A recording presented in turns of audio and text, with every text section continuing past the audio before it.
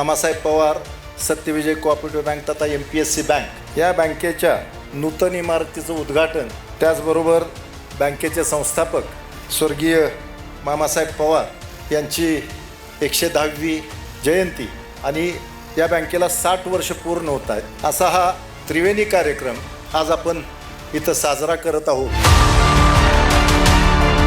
वेळ न घेता एवढं सांगतो की आज मामासाहेब पवार सत्यविजय कोऑपरेटिव्ह बँक ही टायर 4 सिक्युरिटी कंप्लायंट बँक आहे आणि ज्यावेळी आम्ही कंप्लायंट 1, कंप्लायंट 2, कंप्लायंट 3 बँक म्हणतो, जर तुम्ही कंप्लायंट 2 मध्ये असाल तरच तुम्हाला फोन बँकिंगच्या सुविधा मिळतात. तर आज आम्ही अभिमानाने सांगतो की 4 टियर सिक्युरिटी कंप्लायंट बँक व कंप्लायंट लेवल 2 बँक आहे आणि येत्या मार्च नंतर आम्ही एप्रिलमध्ये आमच्या फोन बँकिंग सुविधा चालू करतो. बाळासाहेब बापूंच्या रूपानं एक सुसंस्कृत समाजकारणी आणि एक सहकारात जाणतं नेतृत्व आज आपल्यासमोर आहे आणि या बँकेच्या निमित्तानं एक चांगला सहकाराचा महामेरू आपल्यासमोर उभा राहिलेला दिसतोय आणि त्या बँकेचं उद्घाटन आमच्या सगळ्यांच्या हस्ते होते. हे बघून मला अतिशय आनंद होतोय. मी मनापासून त्यांचं अभिनंदन करतो, धन्यवाद देतो. मनापासून शुभेच्छा देतो. येणाऱ्या काळामध्ये होणारे चेअरमनना मी त्या ठिकाणी मनापासून शुभेच्छा देतो की त्यांच्या काळात अजूनच प्रगती होईल. प्रशांत दादा आणि त्यांच्या सर्वच टीमला मी आज शुभेच्छा देऊन मी या ठिकाणी थांबतो. जय हिंद, जय महाराष्ट्र.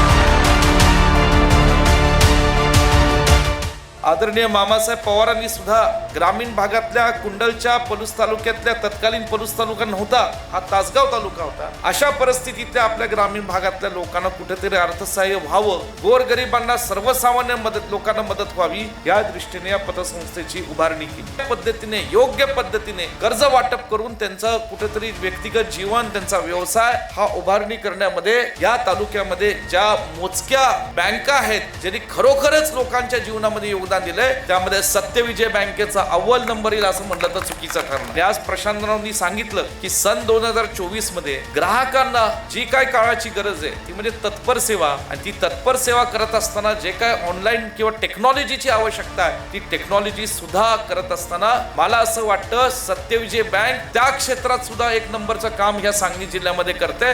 याचा मनापासून कौतुक मला सत्यविजय बँकेच्या सर्व संचालक मंडळाचं करायचं. प्रशांतराव, तुमचं खरं भाग्य. बाळासाहेब बापूंसारखं एक अत्यंत आदर्शवत व्यक्तिमत्व आणि आदरणीय मामासाहेब पवार साहेबांसारखं एक आदर्शवत व्यक्तिमत्व तुमच्या कुटुंबात तुम्हाला लाभलं आणि आज तुम्ही त्यांच्याकडून ही जबाबदारी येणाऱ्या काळात घेताय आणि मला खात्री आहे की अत्यंत सक्षम अशा तरुण पिढीच्या नेतृत्वामध्ये ही तुम्ही जबाबदारी देताय. म्हणून ही सत्यविजय बँक आज जी 250-300 कोटीपर्यंत आपण पोहोचवली, येणाऱ्या काळात ही 1000 कोटीमध्ये जायला सुद्धा या नव्या पिढीच्या माध्यमातून वेळ लागणार नाही.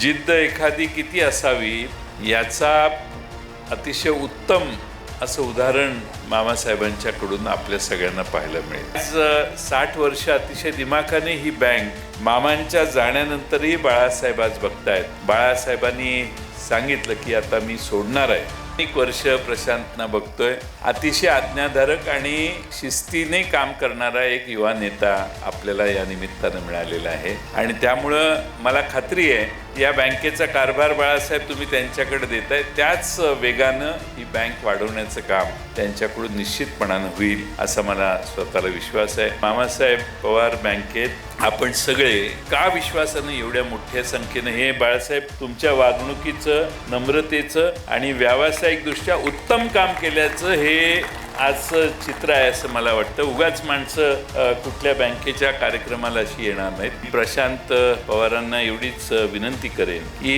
ही 350 कोटी रुपये ठेवी असणारी बँक ही पुढच्या 10 वर्षामध्ये 3 ते 5 हजार कोटी रुपयाच्या ठेवीची बँक झाली पाहिजे. बाळासाहेब पवारांना मी पुन्हा एकदा त्यांचं अभिनंदन करतो की त्यांनी एक अतिशय चांगला आणि डोळ्याचं पारणं फिटणारा हा कार्यक्रम या ठिकाणी या बँकेच्या निमित्तानं घेतला. आम्हा सगळ्यांना बोलवलं त्याबद्दल बाळासाहेबांचं सर्व संचालक मंडळाचे आभार मानतो.